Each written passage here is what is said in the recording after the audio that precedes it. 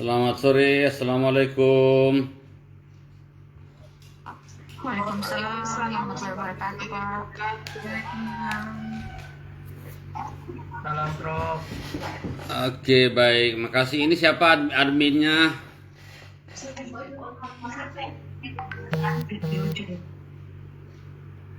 Pak Ketua Pak Arifman.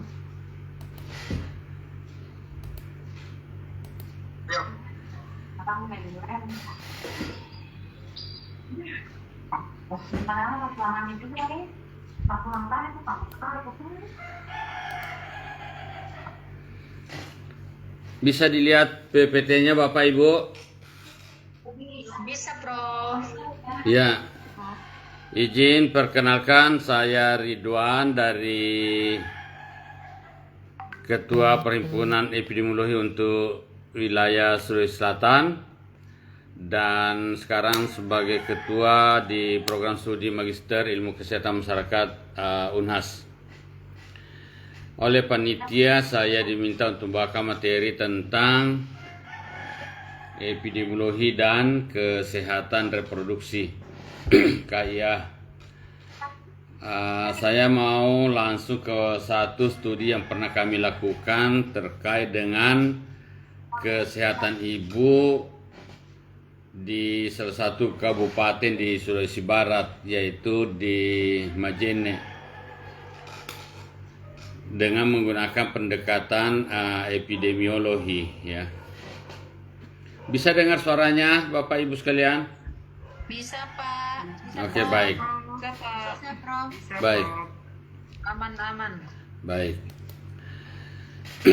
Jadi perlu kita pahami bersama, masalah kesehatan ibu dan anak ini masih menjadi prioritas utama dalam pembangunan nasional bidang kesehatan. Apa dasar sehingga kesehatan ibu dan anak ini menjadi prioritas utama? Kita bisa melihat dari program pemerintah terkait dengan stunting, ya, terkait dengan layanan KIA, ANC, dan seterusnya. Itu semua didasari pada aspek sensitifnya kesehatan ibu dan anak pada upaya-upaya kesehatan. Yang kedua, sensitifnya kesehatan ibu dan anak terhadap kualitas lingkungan. Jadi status kesehatan suatu bangsa, wilayah, provinsi, kabupaten atau kota bisa diukur dengan melihat berapa angka kematian ibunya, berapa angka kematian anaknya. Karena semakin tinggi angka-angka tersebut, itu menggambarkan kualitas layanan kesehatan di tempat tersebut, di kota tersebut itu masih dianggap sangat terbatas.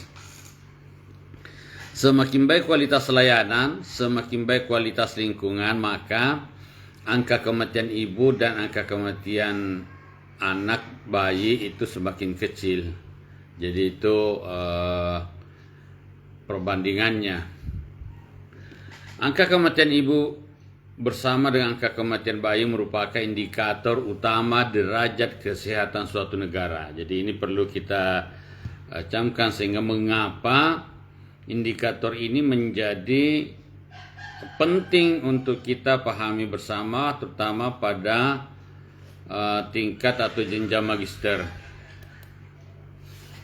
Nah, berdasarkan data WHO, angka kematian ibu ini di dunia secara umum mengalami penurunan, ya. AKI secara global menurun sekitar 34% selama periode 2000 ke 2020. Kemudian pada 2021 AKI secara global itu sekitar 158 kematian per 100.000 kelahiran hidup. Jadi angka ini masih cukup besar, tetapi angka kematian untuk Indonesia masih jauh lebih besar daripada angka ini, ya. Nah, di benua Asia, angka kematian ibu ini mengalami penurunan sebesar 67%. Jadi ada tren yang bagus. dari 400 kematian turun menjadi 134 kematian. Kemudian di Asia Tenggara sendiri masih cukup tinggi pada tahun 2021, yakni 150 kematian per 100.000 kelahiran hidup. Sebagian besar kematian terjadi di negara berpenghasilan rendah menengah ke bawah.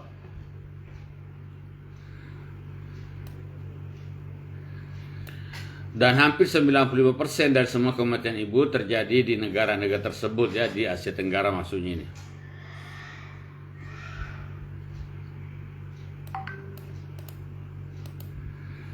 Nah, selanjutnya kita akan melihat mengenai tren. Bagaimana tren sebenarnya ke depan ini tentang kesehatan. Kesehatan ini akan mengarah kemana? Nah, terkait dengan hal tersebut, ada yang disebut dengan megatrend bidang kesehatan, di mana situasinya akan dibagi ke dalam 5 perubahan besar dalam sektor kesehatan. Apa kelima perubahan besar? Yang pertama adalah perubahan shifting sosiodemografi. Jadi struktur sosial demografi ini akan mengalami perubahan di mana pertumbuhan populasi pada beberapa kawasan mengalami penurunan, terutama di negara-negara maju, Australia, Jepang. Tapi di negara-negara berkembang, pertumbuhan populasinya masih cukup tinggi. Kemudian terjadi aging. Aging itu usia harapan hidup yang masih semakin panjang atau semakin lansianya semakin bertambah. Kemudian piramida penduduknya berubah jadi piramida menjadi konstruktif, berbentuk konstruktif. Kemudian kehidupan akan semakin solitarily, yaitu kehidupan yang semakin mementingkan diri sendiri. Kemudian perubahan yang kedua akan terjadi pada arti sehat itu sendiri, akan mengalami perluasan makna. Dengan kemajuan teknologi, maka terjadi perubahan pergeseran nilai kesehatan itu akan semakin pemberdayaan pada pasien, upaya-upaya preventif akan semakin meningkat, dan di satu sisi akan terjadi medikalisasi. Apa yang dimaksud dengan medikalisasi? Semua aspek diukur dengan upaya-upaya tindakan medik pada perspektif individu, sehingga menjadi tantangan tersendiri ke depan di mana semuanya diukur dengan biaya layanan kesehatan yang akan semakin membesar. Kemudian layanan kesehatan akan muncul layanan-layanan baru, kemudian layanan kesehatan akan semakin terintegrasi. Pada perubahan yang ketiga yang akan terjadi pada megatrend kesehatan itu adalah apa yang disebut dengan empower pasien, di mana pasien semakin berdaya terhadap kondisinya. Mengapa dia semakin berdaya? Yang pertama adalah partisipasi di dalam layanan perawatan kesehatannya akan semakin meningkat. Yang kedua, informasi tentang kesehatan semakin terbuka. Setiap orang bisa mengakses informasi kesehatan sesuai dengan kebutuhannya. Dan yang ketiga, dari sisi penguatan kapasitas pasien adalah akan terjadi share decision making, di mana pengambilan keputusan untuk setiap tindakan medik itu harus melibatkan kesepakatan dari pasien. Perubahan keempat yang akan terjadi secara besar-besaran di sektor kesehatan adalah digitalisasi layanan. Akan terjadi diverse data sources, yaitu sumber-sumber data yang semakin beragam. Dengan sumber data yang semakin beragam, maka bidang pendidikan juga akan dipaksa untuk melakukan studi-studi dengan memanfaatkan berbagai sumber data. Begitu banyak sumber data di sosial media terkait dengan layanan kesehatan, perilaku sehat, pencarian pengobatan, pemilihan obat, pemilihan layanan, dan seterusnya. Itu adalah area di mana riset baru terkait dengan pemanfaatan media digital untuk melihat tren, kecenderungan, masyarakat di dalam layanan kesehatan, di dalam merawat kesehatannya. Kemudian akan muncul layanan baru secara digital. Kita bisa melihat adanya Halodoc atau Alodoc, semuanya serba digital. Kemudian model perawatan yang akan semakin interprofesionalisme, terintegrasi, dan kekuatan pada strengthening primary care akan semakin meningkat, yaitu penguatan di tingkat puskesmas ke depan akan semakin mengalami peningkatan. Nah, ini mari kita lihat bersama terkait dengan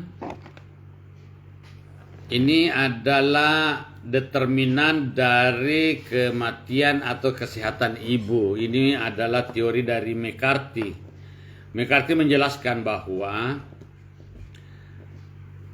terjadinya komplikasi atau kematian atau cacat dalam proses reproduksi itu secara umum dibagi ke dalam 3 determinan utama. Apa ketiga determinan itu? Ada yang disebut dengan determinan proksi, yaitu determinan yang paling dekat dengan proses terjadinya komplikasi. Apa itu determinan proksi? Yaitu determinan yang melekat atau penyebab yang melekat pada diri ibu. Ya. Jadi karakteristik individu. Apa karakteristik individu? Infeksi, golongan darah, struktur DNA, ya, eklamsi, partus macet. Itu adalah mekanisme individu yang ada dalam diri seorang ibu. Kemudian yang kedua ada determinan antara. Apa determinan antara? Status kesehatan. Apa ukuran status kesehatan? Status gizinya gimana? Penyakit kronik ada tidak? Riwayat komplikasinya ada tidak? Kemudian status reproduksinya, umur berapa dia melahirkan pertama kali? Sudah paritas keberapa? Kemudian status perkawinannya yang keberapa? Dan seterusnya. Kemudian akses ke layanan kesehatan. Bagaimana akses keluarga berencana, layanan antinatalnya, puskesmasnya, jangkauan pelayanan, kualitas layanan, informasi tentang layanan. Kemudian perilaku sehat, bagaimana penggunaan kontrasepsinya, pemeriksaan antinatalnya, penolong persalinannya. Inilah yang disebut dengan faktor intermediate determinan atau faktor yang masih perlu kajian lebih jauh, ya. Kemudian faktor yang jauh. Nah, faktor yang jauh ini determinan konteks, ya, kontekstual determinan. Biasa juga disebut dengan distal, ya, distal determinan. Apa distal determinannya? Status wanita dalam keluarga dan masyarakat itu sangat menentukan. Bagaimana pendidikan ibu, bagaimana ibu mengakses pendidikan, pekerjaan ibu, bekerja tidak bekerja, penghasilannya punya penghasilan atau tidak, keberdayaannya sendiri dalam mengambil keputusan. Status keluarga dalam masyarakat sendiri gimana? Penghasilannya, keluarga miskin, sedang atau kaya, kepemilikannya, punya kendaraan atau tidak untuk mengakses layanan, pendidikannya, pendidikan rendah atau tinggi, pekerjaan anggota rumah tangga yang lain. Kemudian status masyarakat, apakah termasuk masyarakat sejahtera atau masyarakat yang tidak berdaya sama sekali. Semua faktor-faktor ini berpengaruh secara keseluruhan terhadap output dari proses reproduksi. Jadi Bapak Ibu, topik yang kita pilih hari ini itu tentang kematian ibu, tentang kesehatan reproduksi. Nah, inilah faktor-faktor utama yang menjadi kajian di dalam menganalisis kesehatan reproduksi, ya. Kita bisa menggunakan pendekatan teori dari McCarthy ini. Kemudian di SDG dijelaskan tentang beberapa hal yang berkenaan dengan sektor kesehatan. Katakanlah SDG 2 tentang mengakhiri kelaparan, ya. Kemudian mencapai ketahanan pangan. Yang ketiga, menjamin kehidupan yang sehat dan mendorong kesejahteraan atau sistem kesehatan dengan 13 targetnya. Menjamin kesetaraan gender, menjamin ketersediaan pengelolaan air serta sanitasi. Itu tentu faktor-faktor lingkungan yang sangat berpengaruh terhadap kesehatan ibu. Nah, situasi yang kita hadapi sekarang untuk melihat mari kita lihat status kesehatan Indonesia ya, status kesehatan Indonesia. Nah, berdasarkan angka SUPAS ya, survei antar penduduk, itu kelihatan bahwa angka kematian ibu sekitar 305 per 100.000. Tentu ini juga datanya sudah cukup lama dan tentu sudah semakin menurun ya, kurang lebih 200-an. Angka kematian bayi di 24 per 1.000, angka kematian neonatal 15, prevalensi wasting, stunting, cakupan imunisasi dasar lengkap. Kemudian bagaimana dengan penyakit-penyakit lain, misalnya hipertensi. Nah, hipertensi ini kecenderungannya mengalami peningkatan. Nah, seorang ibu yang mengalami hipertensi kan tentu menjadi presiden buruk ya, faktor pemburuk dari proses persalinan. Karena dia akan bermuara pada terjadinya perdarahan pada proses reproduksinya. Kemudian prevalensi diabetik dari 8% sekarang ini cenderung mengalami beberapa peningkatan di beberapa kota. Prevalensi obesitas sebagai gateway untuk seluruh degenerative disease cenderung mengalami peningkatan dan semakin banyak menyerang pada kelompok-kelompok remaja dan usia muda. Insiden HIV mengalami peningkatan dan terjadi klaster epidemi di beberapa kota, katakanlah Papua, Makassar, Bali, Jakarta, dan Surabaya. Insiden TB dengan data kurang lebih 300-an sekarang masih menjadi masalah besar bagi Indonesia. Dan baru 52% kabupaten kota yang dianggap bebas malaria.